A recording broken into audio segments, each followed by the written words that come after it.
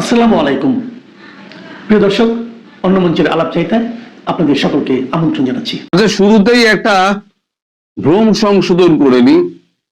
দেড়টার ভিডিওতে আমি একটা জায়গায় বলেছি যে ফ্রান্সের প্রেসিডেন্ট তিনি আসছেন এখানে, মানে আমাদের ব্রিক্স সম্মেলনের ব্যাপারে তিনি আসছেন, সেটা ভুল তথ্য আমি বলে ফেলেছি। আসলে আমরা 144টা রাফেল কিনছি ফ্রান্সের থেকে। সেই রাফেলের চুক্তিটা নিয়ে আলোচনা করতে এবং সই সাবুত করতে সপরিষদ ইমানুয়েল ম্যাক্রো, ফ্রান্সের প্রেসিডেন্ট, তিনি 17-18 দুদিনের সফরে ভারতবর্ষে আসছেন। এবং 17 তারিখেই আপনার এই আমাদের ব্রিক্সের যে সদস্য দেশগুলো রয়েছে তাদের মধ্যে ব্রাজিল, রাশিয়া এবং চায়নার কয়েকজন প্রতিনিধি আসছেন। সে বৈঠকটা আলাদা।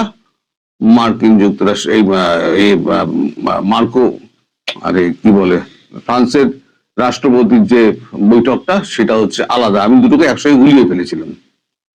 তো এটা হলো গিয়ে প্রথম হচ্ছে আমার ভ্রম সংশোধন।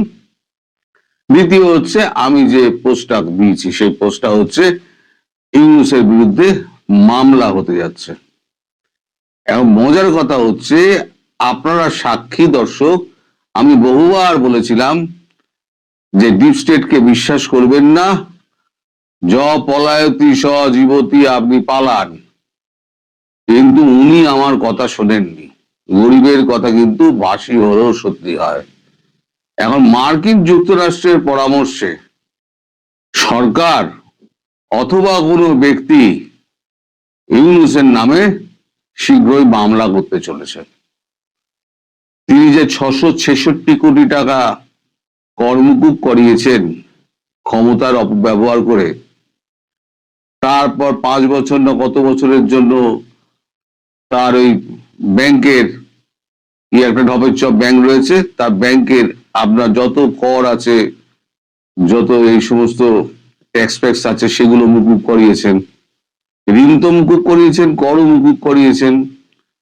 তারপর বিভিন্ন প্রকল্পের নাম করে মিলিয়নস অফ ডলার্স উনি পকেটস্থ করেছেন। এই সবের ভিত্তিতে তার প্রতি একটা মামলা একটা তার উপরে করা হচ্ছে। সেটা ব্যক্তির বিরুদ্ধে ব্যক্তি করছে নাকি কোনো সরকার, তারেক রহমানের সরকার করছে, সেটা পরিষ্কার এখনো নয়। তবে এটা মার্কিন যুক্তরাষ্ট্রের পরামর্শে হচ্ছে, এটা পরিষ্কার। এবং তিনি যে দেশ ছাড়তে পারবেন না সেইটা সম্ভবত ইস্যু করা হবে সেনাবাহিনীর তরফ থেকে। এই দায়িত্বটা হয়তো সেনাবাহিনীকে দেওয়া হয়েছে, অথবা কালকে ক্ষমতা হাতে নেওয়ার পর তারেক রহমান হয়তো এই ব্যাপারে হয়তো নিষেধাজ্ঞা জারি করতে পারেন। অর্থাৎ ইউনূস যেদিক দিয়েই হোক না কেন ফাঁসছেন। এক মামলায় ফাঁসছেন, দুই দেশ ত্যাগে ফাঁসছেন। আমি বলেছিলাম এখনো সময় আছে, পালান। এই নিজের কবর নিজে আপনি খুঁজছেন, তখন আমার কথা শোনেননি। আপনার সব সাঙ্গপাঙ্গ যারা আছেন তারা আপনাকে ভুল বুঝিয়েছিল। আর আপনার সব এই জামাতি দল আছে না, যারা আমায় লিখে বেড়ায় গুজববাজ অমুক তমুক, ওই গুজব করতে করতে আজকে কিন্তু ওই 5ই আগস্ট 2024 থেকে আজকের বাংলাদেশকে এই জায়গায় এই গুজববাজ নিয়ে আসছে, বুঝলেন? আরো অনেক লোকজন আছে, তারা একবার এদিকে ছাতা ধরে, একবার ওদিকে ছাতা ধরে। এই গুজববাজ কিন্তু কোনদিন ছাতা এ মাথা ও মাথা করেনি, একই ব্যক্তির উপরে ছাতা ধরে রেখে দিয়েছে। এটাই হচ্ছে আমার সঙ্গে তাদের তফাৎ। দ্বিতীয় একটা গুরুত্বপূর্ণ খবর আছে। দ্বিতীয় গুরুত্বপূর্ণ খবর হচ্ছে যে খুব শিগগিরই হয়তো সেনাবাহিনী ব্যারাকে ফিরে যাবে। আপনাদেরকে বলা, আপনার সেনাবাহিনী যিনি সেনাপ্রধান ওয়াকারুজ্জামান, তিনি বহুদিন ধরেই বলে আসছেন যে আইন শৃঙ্খলা রক্ষা করা আমাদের কাজ নয়, আইন শৃঙ্খলার কাজ শেষ করে আমার সেনাবাহিনী ব্যারাকে ফিরতে চায়। এখন একটা নির্বাচিত সরকার হয়ে গেছে, তারা ক্ষমতা নিয়ে নিচ্ছে, ক্ষমতা নিয়ে তারা এবার নিজেদের মতো দেশ চালাবে, সেনাবাহিনী ব্যারাকে চলে যাবে। সেটা 18 তারিখ যাবে কি 20 তারিখ যাবে কি 22 তারিখ যাবে, সেটা এখন ওয়াকারুজ্জামানের সঙ্গে তারেক রহমানের সঙ্গে কথা বলার পর এটা ঠিক হবে। তবে সেনাবাহিনী যদি ভেতরে চলে যায় ব্যারাকের ভেতরে, তারপরে পরিস্থিতিটা কি হবে সেটা ভাবলেই কিন্তু আমার গা কিন্তু শিউরে উঠছে। কারণ এখন তো আর মব বলা যাবে না, এখন বলা হবে প্রেশার গ্রুপ। এই যাদের ওপরে তো একদিন প্রেশার গ্রুপ চড়াও হয়েছিল, এবার তারা যদি এখন প্রেশার গ্রুপ হয়ে পাল্টা চড়াও হয় তখন কি হবে? তখন কিন্তু মশাই খুব বিপদ। এই যে প্রেশার গ্রুপ যারা আছে, যারা এখন এদিক ওদিক লুকিয়ে রয়েছে, এই প্রেশার গ্রুপ, কালকেও আমি বলেছি, যদি 2-3 ঘন্টা সময় পায়, পুলিশকে তো সব পকেটস্থ করে রেখে দিয়েছে, আর পুলিশেরও রাগ রয়েছে। যদি পুলিশের সামনে পেটায় তাহলে পুলিশও মুখ ঘুরিয়ে থাকবে, কারণ তাদের 3500 কি 3700 পুলিশ, তাদের জীবন গেছে, তারা জীবনে এটা ভুলবে না। সুতরাং ওই প্রেশার গ্রুপ যদি মাঠে নেবে, এই যারা গুজববাজ বলে এ দিচ্ছে না, সব ভুয়ো তথ্য দেয়, অমুক দেয় তমুক দেয়, হ্যাঁ এই লোকটাকে কেন ডেকে আনেন, এই লোকটাকে যে এই লোকটা যে দাম না থাকতো তাহলে লোকে ডাকতো না আমাকে। বুঝতে পারছেন? আপনারা যা লেখেন আপনাদের কিন্তু ডাকে না।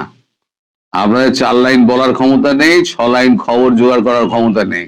আপনাদের বিদ্যা হচ্ছে ওই ওই কমেন্টে 4 লাইন লিখে আমাকে গুজববাজ বলে গালি দেওয়া। এটি আপনাদের সন্তুষ্টি। তা আপনাদের সন্তুষ্টি নিয়ে আপনারা থাকুন, তাতে আমার কিছু যায় আসে না। তবে দিন শেষে কথাটা হলো, যদি সেনাবাহিনী এই মাসের মধ্যে ব্যারাকে ফিরে যায় এবং ইউনূস যদি ধরা পড়ে এবং ইউনূস যদি দেশ ত্যাগ করে পালাতে না পারে, তার ব্যবস্থা যেটা করা হচ্ছে, তাহলে পরে কিন্তু বাংলাদেশ কিন্তু একটা আবার অস্থির পরিস্থিতির মধ্যে যাবে। সেটা এখন তারেক রহমান সামলাবেন কি করে, সেটা তারেক রহমানের একটা মাথায় বড় চিন্তা হিসেবে তখন দেখা দেবে। এখন দেখা যাক, পরিস্থিতি এখন খুবই ঘোলাটে। আগামীকাল শুনলাম 18 নয় 17 তারিখ, আগামীকাল ওনার শপথ গ্রহণ অনুষ্ঠান। উনি আগে শপথটা নিন, শপথটা নিয়ে তারপরে ভারতবর্ষে ওই একটা ব্রেকিং খবর আপনাদের দিই, সেটা হচ্ছে তারেক রহমান তার প্রথম ভিজিট ঠিক করেছেন ভারতবর্ষে। তিনি শপথ নিয়ে সরকারের গদিতে বসে তার প্রথম বিদেশ সফর হবে ভারতবর্ষ। কারণ মোদিও তাকে আমন্ত্রণ জানিয়েছেন, তিনি হয়তো ভারতবর্ষে আসবেন। এলে পরে ভারতবর্ষে তার সঙ্গে মোদির কথা হবে, যেটা ইউনূস এতদিন ধরে চেষ্টা করেও পারেনি। সেটা এখন তারেক রহমান কিন্তু সেই জায়গায় পৌঁছে গেছেন। এখন আপনারা অনেকেই হয়তো বলবেন, তাহলে বিএনপি এর কাছে পেয়ে তাহলে আওয়ামী লীগকে কি ভুলে গেল? তা নয়, সবটাই কিন্তু হচ্ছে কূটনৈতিক খেলার অঙ্গ। এই কূটনৈতিক খেলা, এটা যেটা শুরু হয়েছে সেটা শেষ হতে হতে 6 মাস কি 1 বছর সময় লাগবে। তবে তার আগে শেখ হাসিনা দেশে ফিরবেন যে কোনো দিন। মানে তারেক রহমান ভারতবর্ষে এসে পৌঁছানোর পর যে সমঝোতা পত্রে সই হবে, সেই সমঝোতা পত্রে সই হওয়ার পর শেখ হাসিনা দেশে ফিরবেন এবং তার রাজনৈতিক কর্মকাণ্ডে যোগ দেবেন। তারপরে একটা মিলিজুলি ইলেকশন হবে। মিলিজুলি মানে কি? মানে ইনক্লুসিভ ইলেকশন। তার মানে লোক দেখানো পাতানো ইলেকশন নয়, মিলিজুলি মানে পাতানো ইলেকশন নয়, হচ্ছে ইনক্লুসিভ ইলেকশন একটা হবে। ইনক্লুসিভ ইলেকশনে যেই জিতে আসুক, সে বিএনপি জিতে আসুক, সে আওয়ামী লীগ জিতে আসুক, তার সঙ্গে ভারতবর্ষ কাজ করবে। আর ইউনূস সাহেবকে আমি বলি, ইউনূস সাহেব আপনি তো আমার কথা শুনলেন না, গরিবের কথা বাসি হলেও মিথ্যা হয় না। এখন দেখুন আপনি কি করে বাঁচবেন। আপনার তো বাঁচার সব রাস্তা বন্ধ। আর আপনার মামলা কিন্তু আইসিটিতেই হবে। কেন বলুন তো? আপনি কিন্তু মানে বাংলাদেশের নাগরিক নন, আপনি ইউনাইটেড স্টেটস এর নাগরিক, এবং এখানে এসে আপনি জোর করে ক্ষমতায় বসিয়েছেন। তারা যারা এখন ক্ষমতায় আপনাকে বসিয়েছিল তারা কিন্তু মুখ মানে ফিরিয়ে পালিয়ে গেছে, তারা কিন্তু নেই। এটাই হয়, ডিপ স্টেট যখন কাজ হয়ে যায় তখন ঝেড়ে ফেলে দেয়, সে ফিরেও তাকায় না। এখন আপনি এবার বুঝুন আপনি কি করবেন। আমার কথা আপনি শুনে তখন পালালেন না, যদি পালাতেন তাহলে প্রাণটা আপনার বাঁচত। এখন আর প্রাণটা আর আপনার বোধহয় এই জীবনে বাঁচানো গেল না। আমি বলেছিলাম আপনার শেষ দিন খুব করুণ পরিণতি হবে, সেই করুণ পরিণতির দিন আপনি গুনতে শুরু করুন। এই যে যমুনায় বসে আপনি টেলিফোনের দিকে তাকিয়ে থাকেন না, আমি মানুষ চোখকে দেখতে পাই চোখ বন্ধ করে আপনার ওখানে কি কি হচ্ছে। আপনি এখন উদ্ভ্রান্তের মতো এই ঘর ও ঘর করে বেড়াচ্ছেন। আমার মনে হয় এটা আমার কল্পনা থেকে বলছি আমি, এর সঙ্গে বাস্তবের মিল আছে কিনা আমি বলতে পারবো না, তবে এটা হলেও হতে পারে যে ইউনূস সাহেব এখন পাগলের মতো ছোটাছুটি করছেন। উনি এখন বাঁচার রাস্তা খুঁজছেন, কিন্তু বাঁচার সব দরজাগুলো বন্ধ। এখন দেখা যাক ভবিষ্যতে কি হয়। তবে যেটা বললাম, ইউনূস তার বিদেশ সফর বন্ধ হচ্ছে।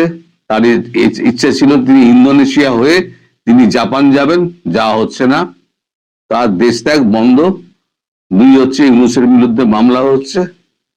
3 হচ্ছে সেনাবাহিনী ব্যারাকে ফিরছে খুব শিগগিরই।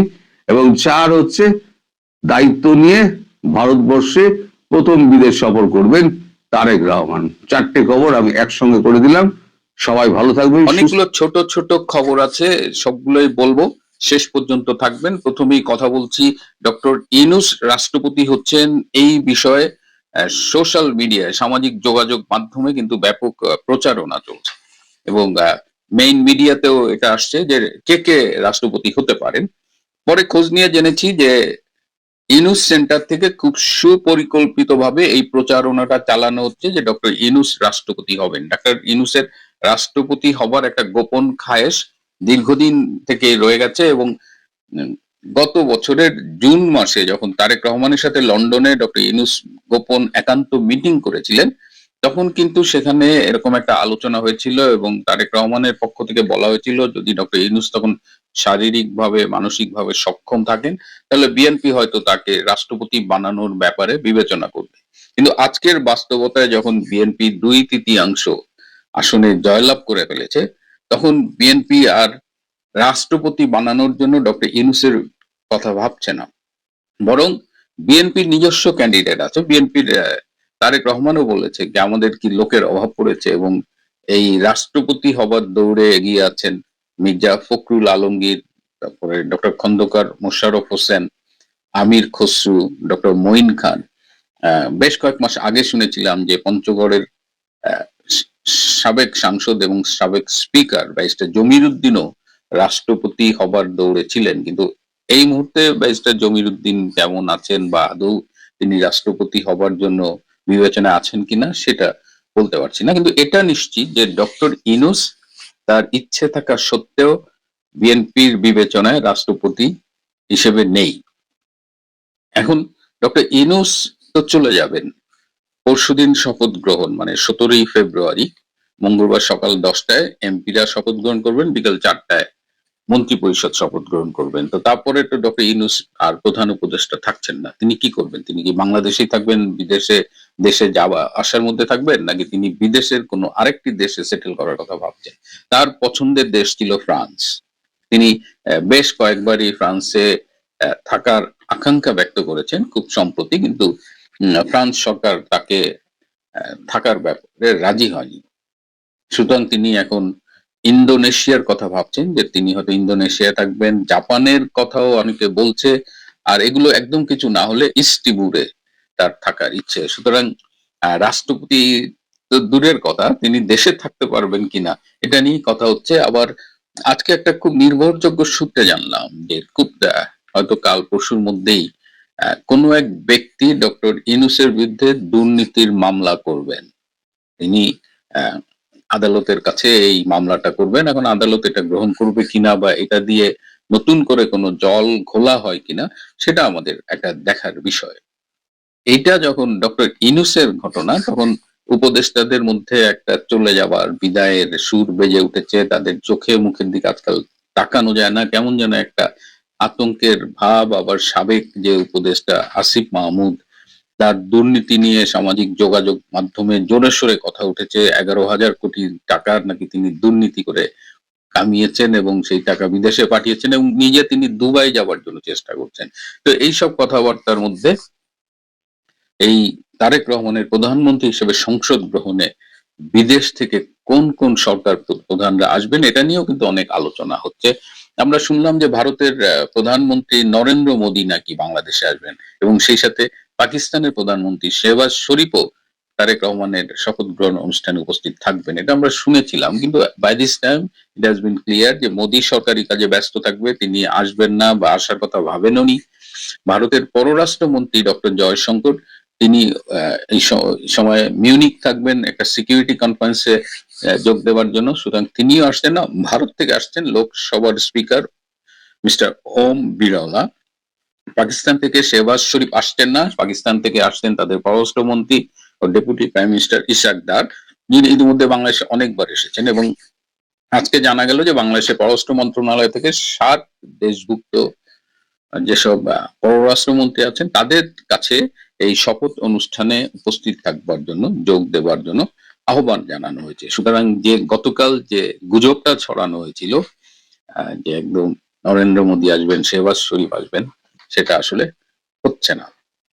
একটা কথা আমি নিজেও বলেছি যে তারেক রহমান যে বাংলাদেশে ফিরেছেন এই গত 25শে ডিসেম্বর এবং এই যে নির্বাচনে তার নেতৃত্বে বিএনপি নিরঙ্কুশ সংখ্যাগরিষ্ঠতা লাভ করেছেন, এই সব কিছুর সাথেই নাকি শোনা যায় যে এর পেছনে ভারতের একটা ব্লেসিংস কাজ করছে। তিনি ফিরেছেন ভারতের সাথে আলোচনা করে, নির্বাচনেও ভারত তাকে অনেক সহায়তা করেছে বলে লোক মুখে শোনা যায়। কিন্তু বিএনপির রাজনৈতিক ধারা যদি আমরা বিবেচনা করি তাহলে বিএনপি তো সারা জীবন ভারত বিরোধী রাজনীতি করেছে, বিএনপি তো প্রো পাকিস্তান রাজনীতি করেছে, বিএনপি এই দেশে জামাতি ইসলাম, রাজাকার এদের পুনর্বাসিত করেছে। সুতরাং এই জায়গাটায় হিসাবটা কেমন যেন গোলমেলে মনে হচ্ছে। এই হিসাবটা গোলমেলে এ কারণে আরো বেশি মনে হচ্ছে যে যদি ভারতের দিকে ঝুঁকে যায় এবং সেক্ষেত্রে বাংলাদেশে যে অন্যান্য বিদেশি গোয়েন্দা সংস্থাগুলো অপারেট করছে তাদের ভূমিকা কি হবে, তাদের অবস্থান কি হবে। এমনিতেই আমি গতকাল বলেছি যে ভারত বাংলাদেশের সীমান্ত এলাকার 24টা সংসদীয় আসনে জামাত এবং তার জোট প্রার্থীরা জয়লাভ করেছে, যেটা ভারতের জন্য ডেফিনেটলি একটা উদ্বেগের বিষয়। কারণ তারা ইতিমধ্যে ভারতকে নিয়ে অনেক আপত্তিকর কথা বলছে। এই যে আসিফ মাহমুদ বলেছে যে নরেন্দ্র মোদী আসলে তারা শপথ গ্রহণ অনুষ্ঠান বয়কট করবে, কিন্তু নরেন্দ্র মোদীর মনে হয় যে কে আর কাজ নাই যে তিনি এই শপথ গ্রহণ অনুষ্ঠানে আসবে এবং তিনি এই মুহূর্তে ভীষণ ব্যস্ত, এটাও সত্যি কথা। তো এই এই যে বলছিলাম যে বিদেশি গোয়েন্দা সংস্থা আছে তারা কি করবে, বিশেষ করে ভারত বিরোধী দেশগুলোর যে গোয়েন্দা সংস্থা এখানে অপারেট করছে, আপনারা বুঝতে পারছেন আমি কার কথা বলছি।